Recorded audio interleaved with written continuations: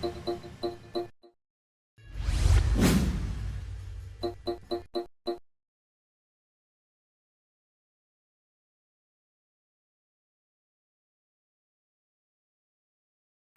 you need to open this document. We're just going to use it as a sample document to practice navigating around. So the first thing that you need to be able to do in navigating a document is to zoom in and out. So you have a zoom tool here in your toolbar, and if I click on it, you'll see the shortcut is Z. I can click to zoom in. If I want to zoom out, I hold down Alt on Windows or Option on the Mac to zoom out. Now that doesn't seem like a very convenient way for us to zoom in and out. So let's try and do this another way. So I'm just going to go back to my selection tool. Remember, in Illustrator, your selection tool is kind of your parking bay. That's where you always go back and park. Don't stay on any other tool. Go back to your selection tool. The shortcut for that is V. So if we want to zoom in and out using our keyboard shortcuts, which is the way that pros do it and the way that you should be getting used to doing it, we're going to hold down the Command key on the Mac, the Control key on Windows, and we're going to hit plus, the plus key.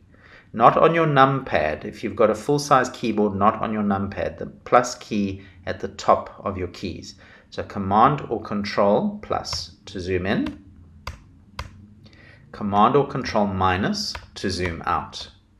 If you have something selected, so if I select something on my page like this logo and I press Command or Control plus, it's going to zoom into that specific item, and then Command or Control minus to zoom out. Okay, if I want to fit my artboard to my screen, it is Command or Control 0, and that will fit it into the available space in Illustrator. If I want to see the document at roughly its printable size, and I really must emphasize roughly, I can press Command or Control 1. And you can see this is quite a big poster. It's an A2 poster. To fit it back in again, Command or Control 0. So that is zooming in and out. So the next thing we're going to want to do is to move around the document. So if I'm zoomed in, and I want to just move around, I have a hand tool here. The shortcut is H. And if I choose the hand tool and I drag around the document, I can move around the document. But once again, it's much easier to work with a shortcut. So I'm going to go back to my selection tool, and instead of using my hand tool, I'm going to hold down my space bar on my keyboard. And that gives me temporary access to the hand tool. As soon as I release my space bar, it's back to whatever tool I was on before that. So space bar, hand tool, release, back to the original tool. And then Command or Control 0 to fit the document into the workspace. Then if you want another way of navigating a document, of course you have your scroll bars.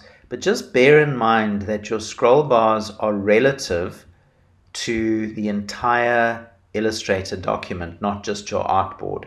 So what a newbie will often do is, if you're zoomed into a document and you want to go to the edge of this artboard, you're going to grab your scroll bar and go woo all the way to there and lose everything.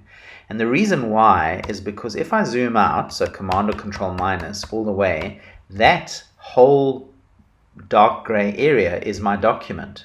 So the scroll bar is scrolling me from edge to edge of that huge area and not just my artboard. So I don't find the scroll bars particularly useful.